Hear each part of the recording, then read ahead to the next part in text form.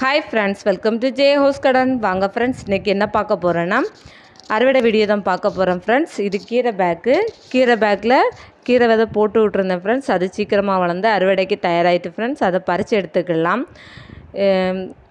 புதுசாக செடி வைக்க ஆசைப்படுங்கவங்க கீரை விதையை ட்ரை பண்ணலாம் ஃப்ரெண்ட்ஸ். அது வளர்க்கறதுக்கு ரொம்ப ஈஸி. அது மட்டும் இல்லை, அது ரொம்ப ஹெல்த்தியும் கூட.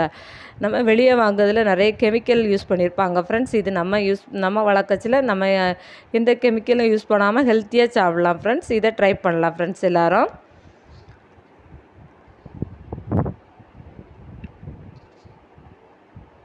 வெண்டைக்காய் செடியில் வெண்டைக்காய் அறுவடைக்கு தயாராக இருக்குது ஃப்ரெண்ட்ஸ். அதே பறித்து எடுத்துக்கலாம்.